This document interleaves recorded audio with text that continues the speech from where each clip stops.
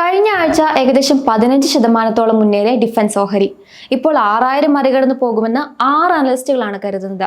March പാദങ്ങൾ പുറത്തുവന്നതിന്റെ അടിസ്ഥാനത്തിലാണ് ഓഹരിയിൽ ഈ മുന്നേറ്റം പ്രതീക്ഷിക്കുന്നത്. ഹിന്ദുസ്ഥാൻ എയറോനോട്ടിക്സ് ഓഹരികളെ കുറിച്ചാണ് ഇപ്പോൾ സൂചിപ്പിച്ചത്. മാർച്ച് പാദത്തിൽ കമ്പനിയുടെ ലാഭം 8% ഇടിഞ്ഞിരുന്നു.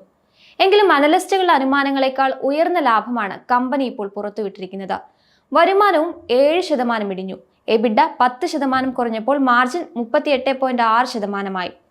ഏർണിംഗ്സ് കോളിൽ നടപ്പ് സാമ്പത്തിക വർഷത്തിലേക്കുള്ള വരുമാന വളർച്ച 8 മുതൽ 10% വരെ കൈവരിക്കുമെന്നാണ് മാനേജ്മെന്റ് ഇപ്പോൾ അറിയിച്ചിരിക്കുന്നത്. 2027 സാമ്പത്തിക വർഷം മുതൽക്ക് കമ്പനി വരുമാനത്തിൽ ഡബിൾ ഡിജിറ്റ് വരുമാന വളർച്ച കൈവരിക്കുമെന്ന് അറിയിച്ചിട്ടുണ്ട്. അടുത്ത 3-4 വർഷത്തിനുള്ളിൽ കമ്പനിയുടെ അഡ്ജസ്റ്റഡ് എബിഡ മാർജിൻ 31% നിലനിർത്താൻ ശ്രമിക്കുമെന്നും അറിയിച്ചിട്ടുണ്ട്. ഏതൊക്കെ ബ്രോക്കറേജുകളാണ് കമ്പനിയുടെ ഓഹരി 6000 മറികടക്കുമെന്ന് പ്രതീക്ഷിക്കുന്നത് നോക്കാം. ഗ്ലോബൽ ബ്രോക്കറേജ് സ്ഥാപനമായ ജെഫ്രീസ് ആണ് ഇതിലാദ്യം. ബൈശുപാർശ നൽകുമ്പോൾ 6475 രൂപയിലേക്ക് എത്തുമെന്നാണ് പ്രതീക്ഷിക്കുന്നത്. JP മോർഗൻ ഓഹരിക്ക് ഓവർവെയ്റ്റ് സ്റ്റാൻസ് ആണ് നൽകുന്നത്. 6105 രൂപയാണ് ടാർഗറ്റ് വിലയായി നൽകിയിരിക്കുന്നത്. നുവാമ ഓഹരിക്ക് 6000 രൂപയാണ് ടാർഗറ്റ് വില നൽകുന്നത്. ICICI സെക്യൂരിറ്റീസ് ഓഹരിക്ക് ബൈശുപാർശ നൽകുമ്പോൾ 6150 രൂപയാണ് ടാർഗറ്റ് വില നൽകിയിട്ടുള്ളത്.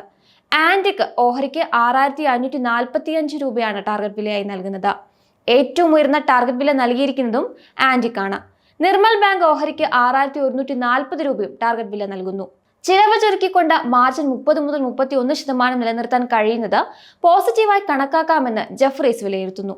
ഉയർന്ന മാർജിൻ സർവീസ് വരുമാനവും സ്ഥിരതയുള്ള എയർക്രാഫ്റ്റ് ഡെലിവറിയും അടുത്ത 3 മുതൽ 5 വർഷത്തിനുള്ളിൽ ഇരട്ട വരുമാന വളർച്ച കൈവരിക്കാൻ കമ്പനിയെ സഹായിക്കുമെന്ന് ജെഫ്രീസ് പ്രതീക്ഷിക്കുന്നു. HALന്റെ 2026 സാമ്പത്തിക വർഷത്തിന്റെ വരുമാന അനുമാനം 8 മുതൽ 10% പോസിറ്റീവായി കണക്കാക്കാമെന്ന് ബ്രോക്കറേജ് പറയുന്നു.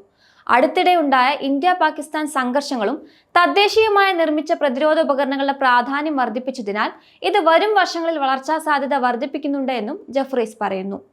JP മോർഗൻ ഓവർവെയ്റ്റ് സ്റ്റാൻസ് നൽകുമ്പോൾ റിസ്ക്കും ചൂണ്ടിക്കാണിക്കുന്നുണ്ട്.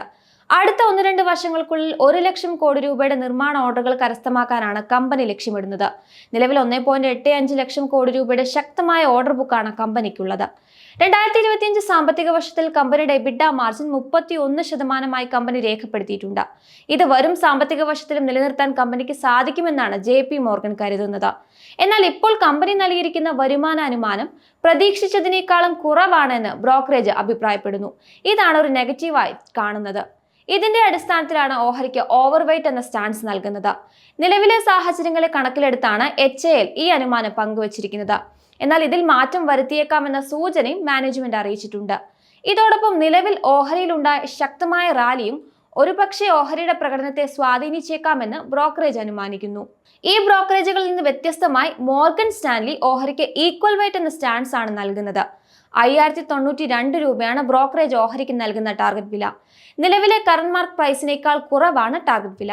ഈക്വൽ വെയ്റ്റ് എന്ന സ്റ്റാൻസ് കൊണ്ട് ഉദ്ദേശിക്കുന്നത് മറ്റ് ഡിഫൻസ് ഓഹരികൾക്ക് അനുസൃതമായുള്ള ആവറേജ് റിട്ടേൺ ആണ് ഓഹരി നൽകുക എന്നതാണ്. ശക്തമായ ഓർഡർ ബുക്കും മറ്റ് അനുകൂല സാഹചര്യങ്ങളും കാരണം ഓഹരി ഇതിനോടകം തന്നെ മുന്നേറിയിട്ടുണ്ടെന്നും അതിനാൽ ഇനി കൂടുതൽ റാലി ഓഹരിയിൽ ഉണ്ടായേക്കില്ല എന്നുമാണ് മോർഗൻ സ്റ്റാൻലി അനലിസ്റ്റുകൾ കരുതുന്നത്. എങ്കിലും നിലവിലെ ലെവലിൽ നിന്നും കൂടുതൽ ഇടിവിലേക്ക് പോകാനുള്ള സാധ്യതയും ഇല്ല എന്ന് ഇവിടെ വ്യക്തമാക്കുന്നു.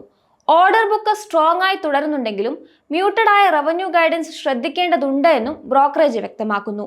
20 അനലിസ്റ്റുകളിൽ 17 അനലിസ്റ്റുകളും ഓഹരിക്ക് ബൈ ശുപാർശ നൽകുമ്പോൾ 2 അനലിസ്റ്റുകൾ ഹോൾഡ് എന്ന ശുപാർശയും നൽകിയിട്ടുണ്ട്. ഒരു അനലിസ്റ്റ് മാത്രമാണ് ഓഹരിക്ക് സെൽ എന്ന ശുപാർശ നൽകിയിട്ടുള്ളത്. ഈ വർഷം ഇതുവരെ 25% മുന്നേറ്റമാണ് ഓഹരി നൽകിയിട്ടുള്ളത്.